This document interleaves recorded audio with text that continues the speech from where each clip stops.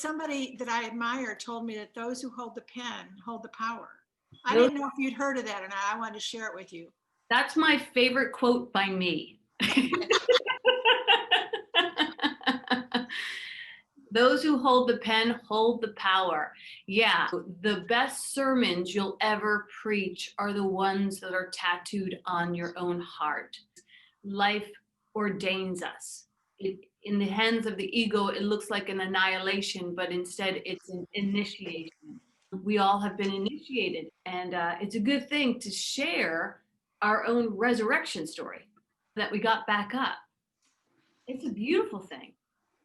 I remember when I was a kid, my mom was dying, since we're talking about death, and I was devastated. I was just slowly closing in on myself. I was in so much denial. Everybody in my house was home. All of my mom's sisters came and lived in the house with us for a couple of weeks. Everybody was staying home, and I was still going to school.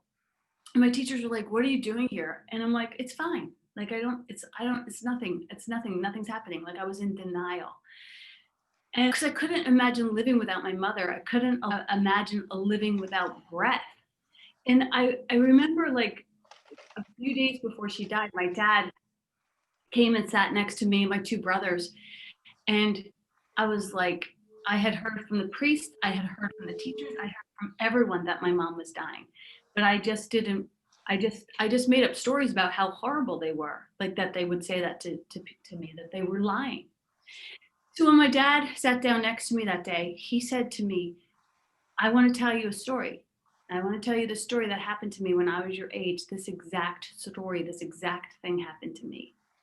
When I was your age, my mom died of breast cancer." And I was shocked. I was like, my dad was a boy? Like, I didn't even believe it was a boy. Like, I couldn't see that part of the story.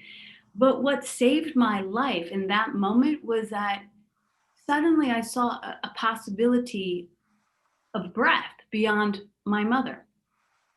Suddenly I saw a possibility of life. Like I was like, my dad went through this particular place of hell. Feels like it's literally crushing me like a grape. And he grew up to have a family and a wife and children and a life. Like I did not see that possibility for myself. So when we have somebody who comes to our community who's willing to share our stories, their stories, that's the whole thing, man. That's the whole thing. This community was inspired by the 12-step program. And I thought to myself in many hours sitting in 12-step program, like, why do you have to, like, this stuff is good, like for us to sit knee to knee and heart to heart and share our truth. And why do we got to wait until we're busted and broken on the bathroom floor in fetal position to get a scoop of like humanity? so, so that was one of the inspirations for Speakeasy. I just wanted to sit and speak easily about how do we navigate humanity and our own humanity in conjunction with our divinity. So anyway, that's the long and short of it.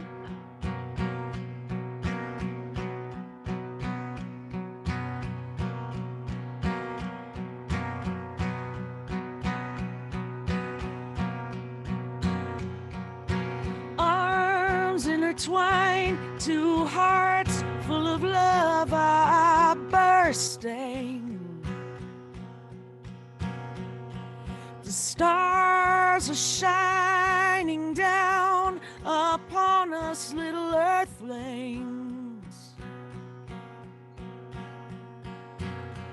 And when the morning comes, we're kissed by golden sun. And when we wake up from our dream, it's my hope that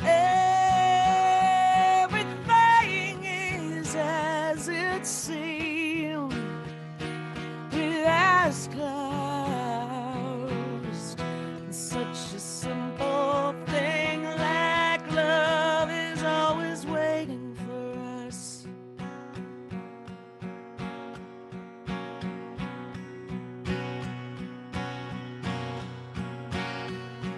In the still of the night, in an orb of light, we are floating.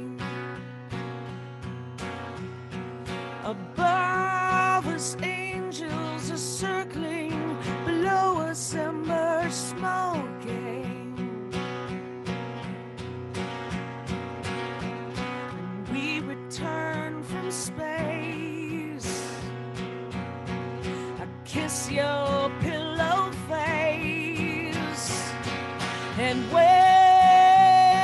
we wake up from our dream, it's my hope that everything is as it seems. With eyes closed, such a simple thing like love is always waiting for us, waiting for us. And may every day be blessed with another better than ours.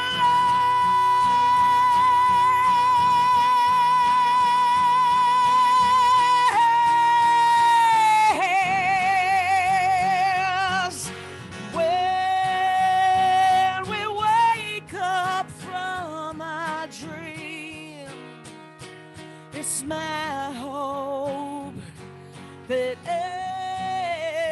everything is as it seemed. We're as close, such a simple thing like love. Such a simple thing like love is always waiting for us, waiting for us. Ooh, waiting, waiting, waiting.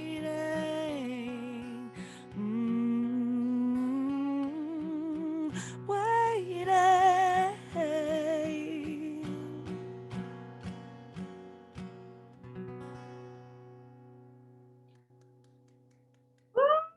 Woo, beautiful, beautiful. Thank you. Well, Kate Miller is back with our series on navigating death, and I look forward to your getting to have a conversation with her as she hosts this very meaningful topic. Okay. Thank you very much. I shared with Maureen earlier this week that this has been a difficult week for me. The component of grief, of grieving what was to be, kind of showed up. So I've had some weepy times, as well as celebrating certain joys, and that there's a balance in that. I came across something that Peter wrote when his sister died in February of 2012. And so I'm going to share these words because they are very much in alignment with what today's topic is about. Opening up to healing of unfinished business. So just allow yourself to sit and quietly and let these words just fall over you and take them in and let them be a meditation. In the history of the worlds, of the stars, we are here for nary a moment between the day we open our eyes and when we close them at last. Whether the minute has 56 seconds or 97 seconds, none of them should be spent without loving kindness. To give more than we receive, to share the little we have, to forgive deeply, to love without reservation. These are the investments which matter, and these are the only ones which pay dividends that transcend this moment and become lasting wealth in the currency of eternity.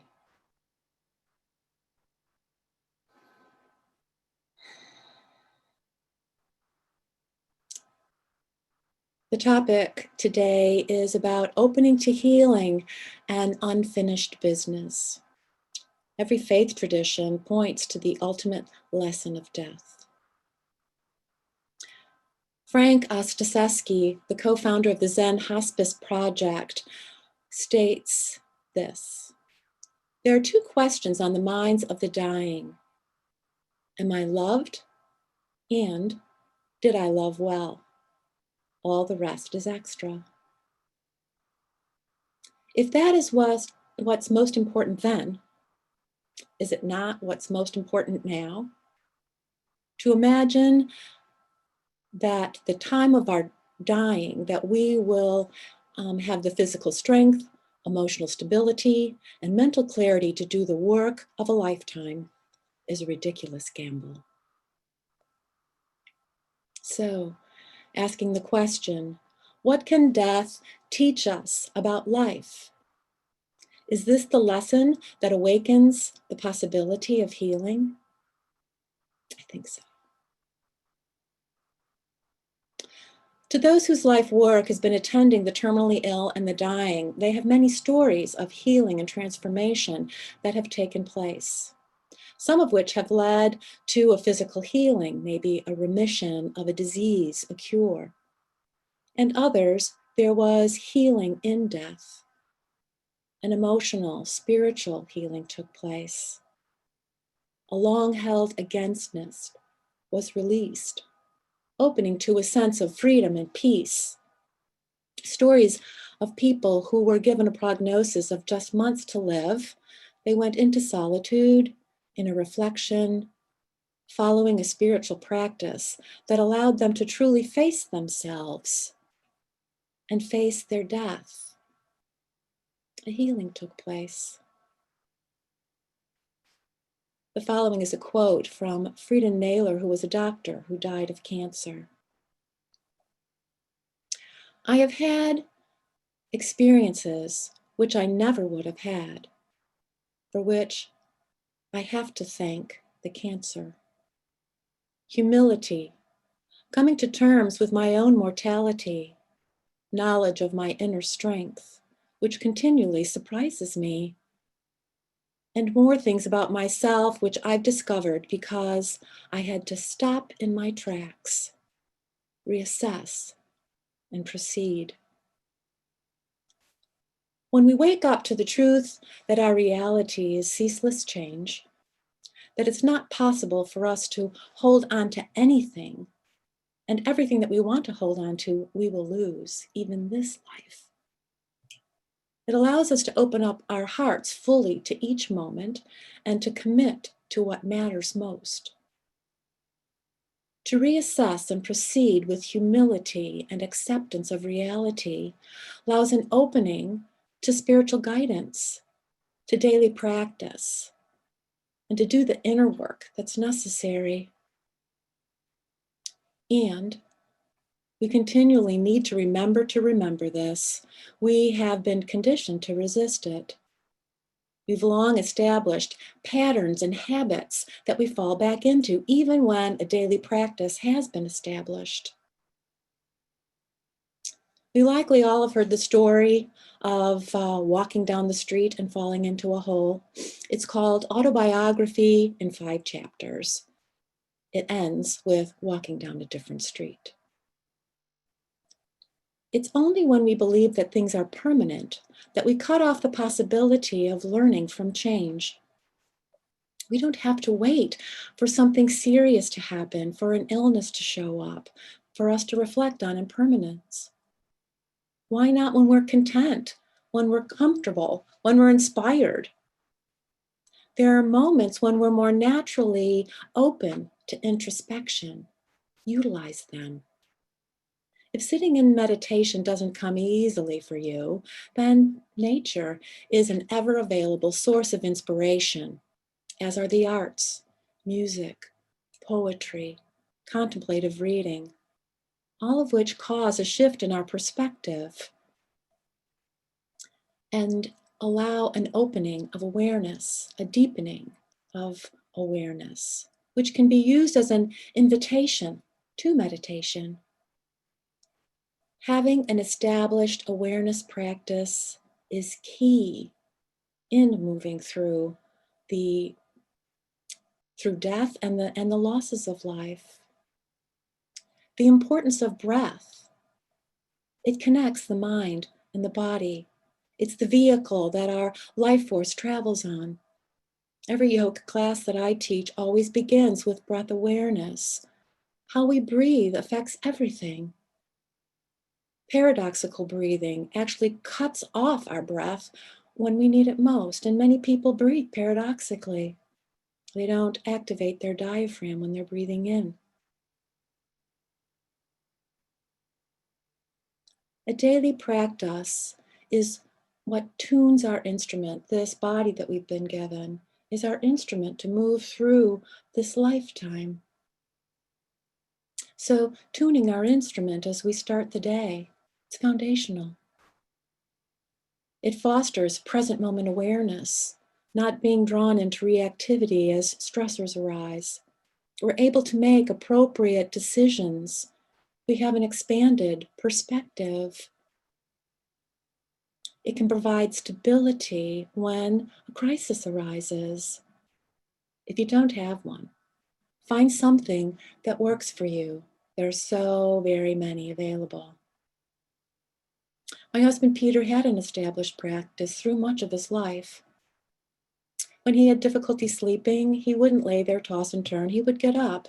He would go put on the kettle and make himself a cup of Genmai tea, and then he would sit and do probably a 20-minute sit. Or maybe he would use his calligraphy, some shodo, putting the whole act of putting the brush in hand and the brush on the page was a physical meditation. And so each morning we would start our day with a sitting meditation as well. Calligraphy and Zen Shodo became his regular practice.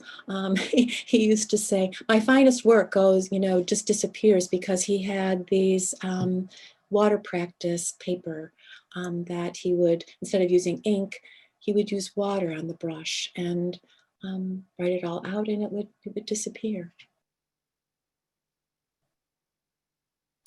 So that writing became his regular practice, because when the anxieties of the world were busying his mind, sitting didn't feel right. Sitting in meditation, sitting with the breath, likely could increase anxieties, so he would do that.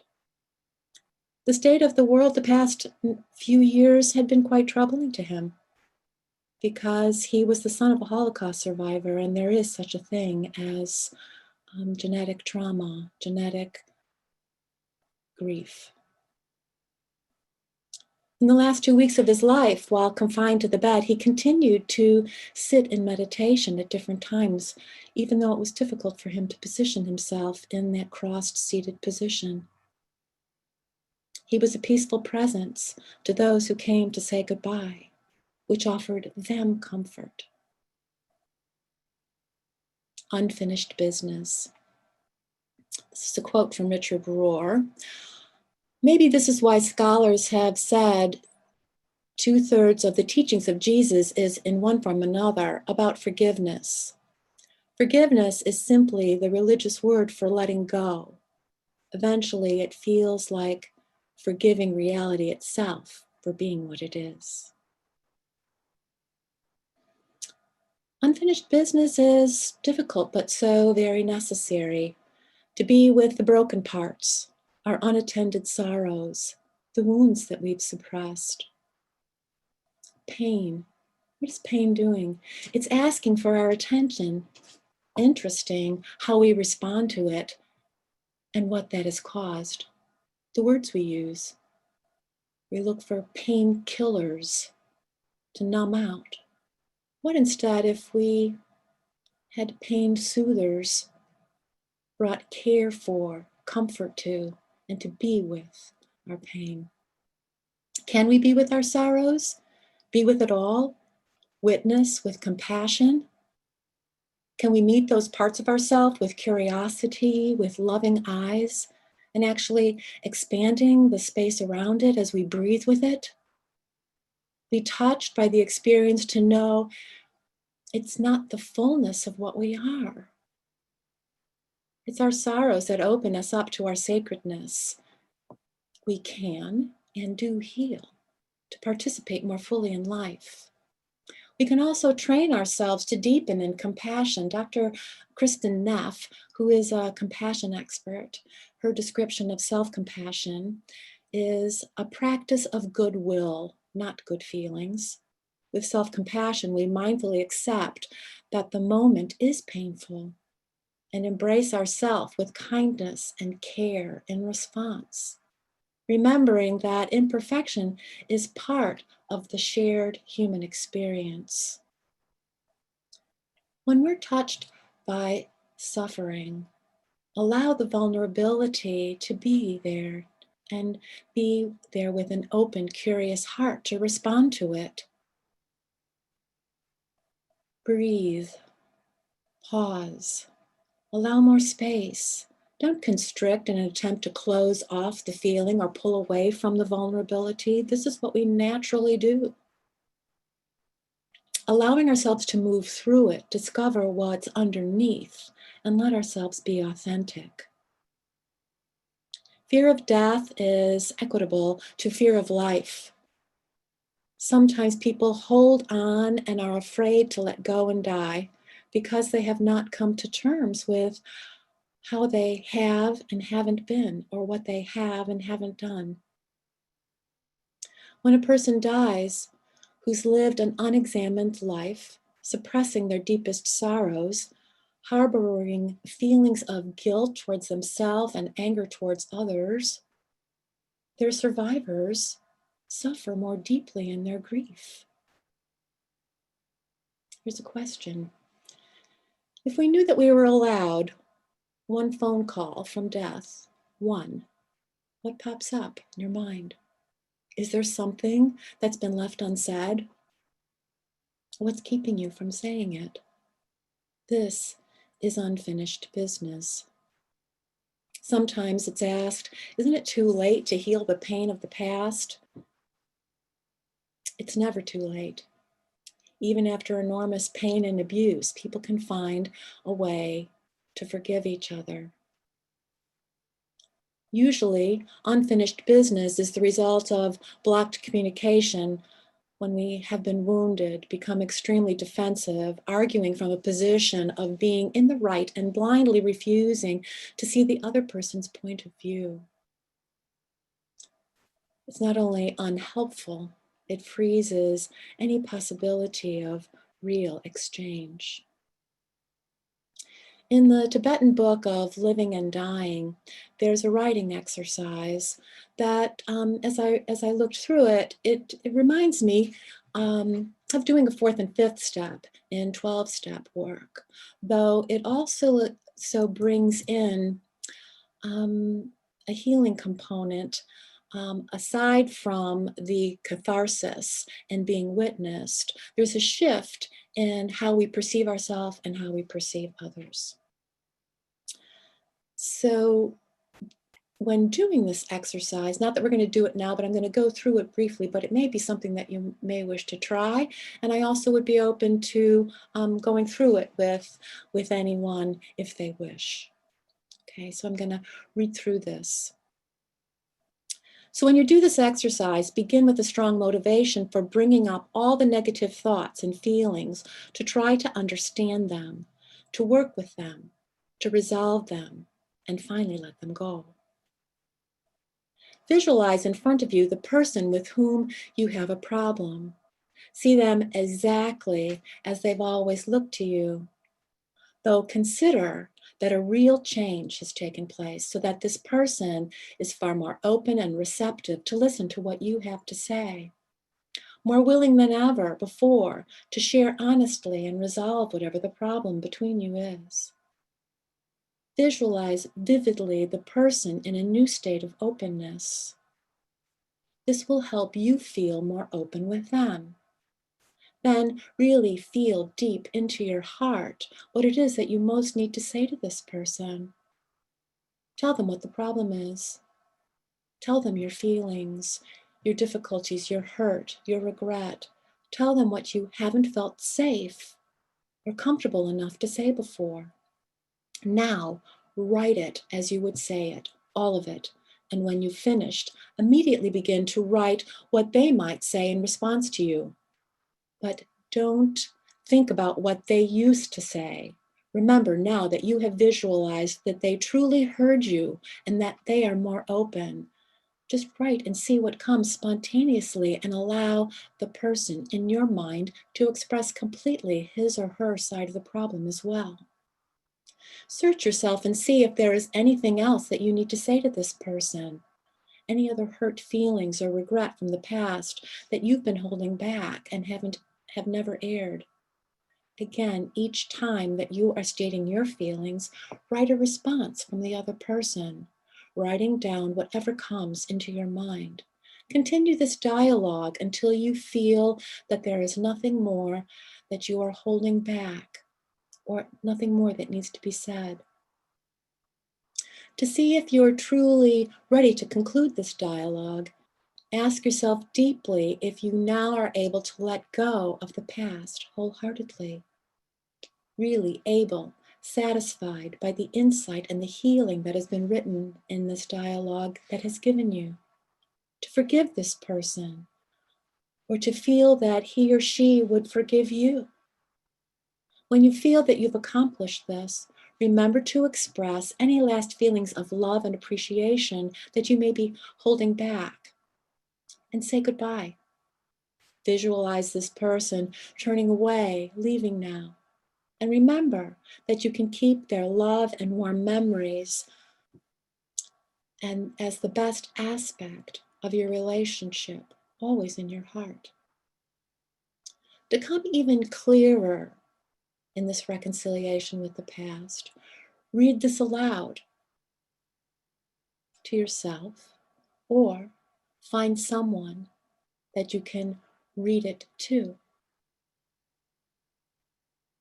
You'll be surprised to notice a change in yourself as you've actually communicated with the other person and cleared the problem you've been having. Afterward, you might find it easier to let go and actually speak directly to this person.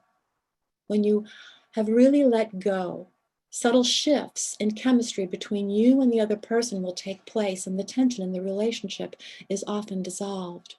Be open to see what may happen. This is very similar to fourth and fifth step work. And I've had tremendous experience of how a shift takes place in my changing my perspective of who they are actually changes how they show up in my life.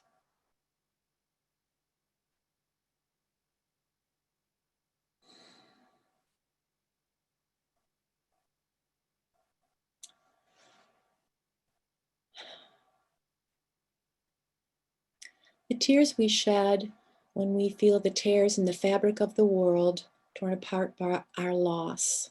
I'm gonna want to close with a Martin Luther King quote from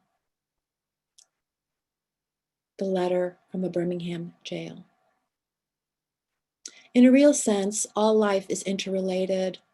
All men are caught in the inescapable network of mutuality, tied to a single garment of destiny. What affects one directly affects all indirectly.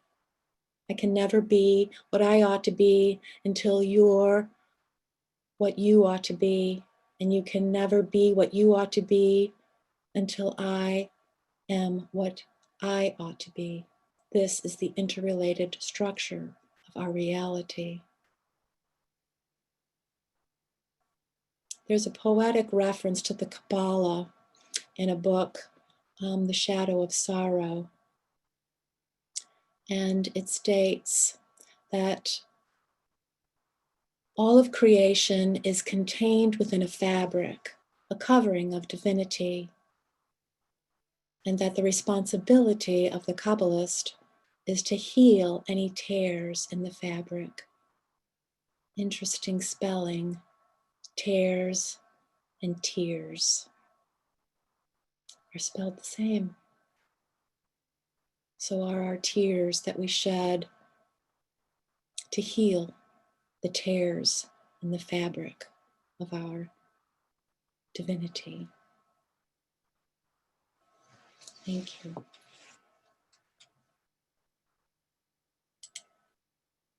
Thank you so much, Kate.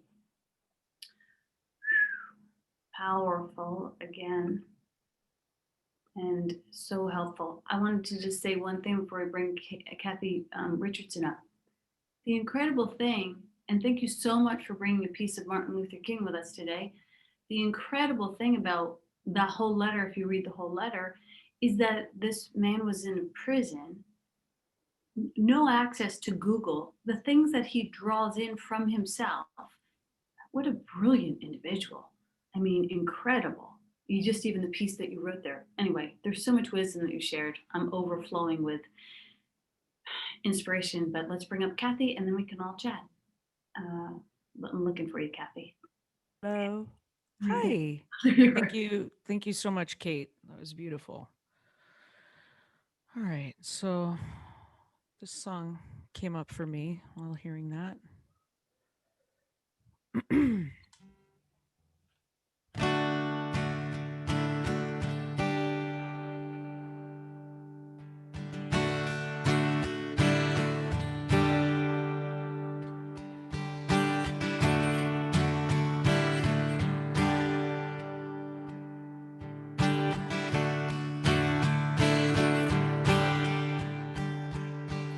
All these times are so uncertain, though yearning undefined, and people filled with rage.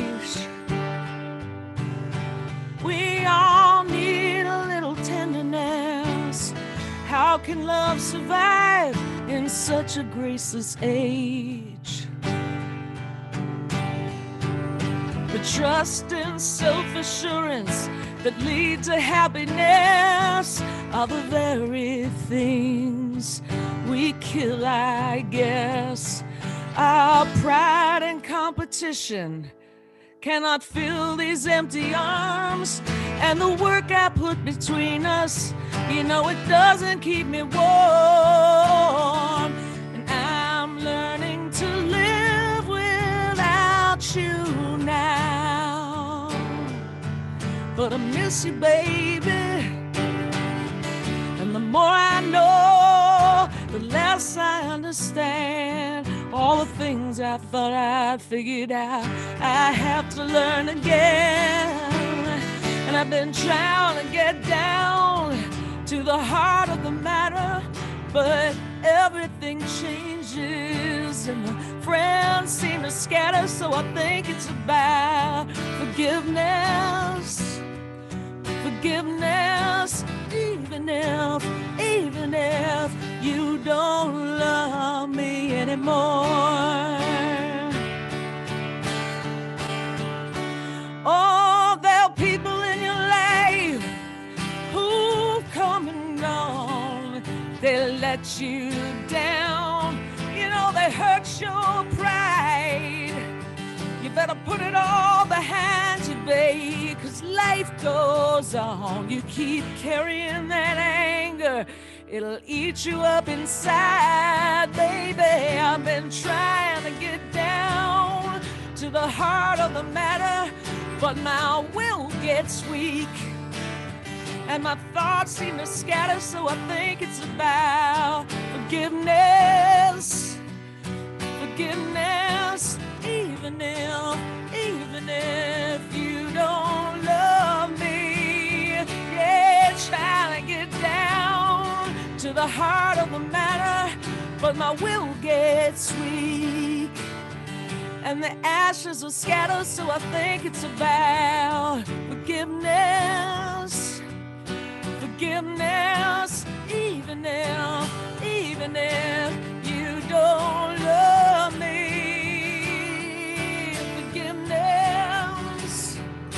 Forgiveness, baby.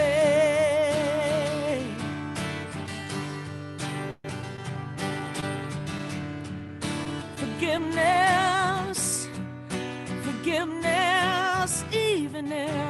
even if you don't love me anymore.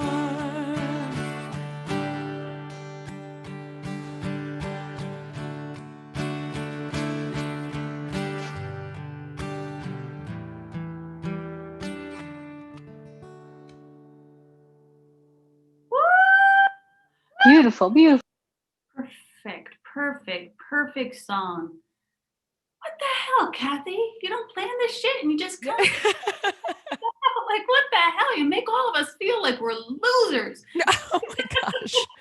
I'm just glad I have a weirdly photographic memory for songs. Well, it's interesting that I mentioned that about Martin Luther King because, like Elizabeth was saying, that he was given a piece of newspaper and he wrote that letter on the pieces of the newspaper that he was left. But like we carry the truth and the wellspring, the warehouse of our craft in us. You have that, you know, like you show up and I call you the human jukebox, but like it's not a small thing, man. It's a spark of genius. Oh, thank you. I'm grateful. Thanks. For That it. was a Don Henley song, in case anyone was Yep. wondering. Yeah, and somebody was saying this was a beautiful, hit me at the core, tears and forgiveness. You nailed it. Like that's Oh. exactly what it is. So Awesome. thank you so much. You know, Kate gave us some homework this week about writing to that person and writing to them. Like I would do that homework. Another piece of inspiration came up while we were doing this, which was maybe many of you have already done this before, but it's a powerful exercise if you haven't done it, is to write your own eulogy. When we talk about leaving a lovely mark, you know, we have 2 more weeks of this, but when she asked, like, am I loved? The 2 questions, am I loved? Have I been loving? You write your own eulogy and you realize what you're going to be remembered for, and you realize what you have not remembered to do. And that'll save you a lot of therapy. Just put some fire under your feet.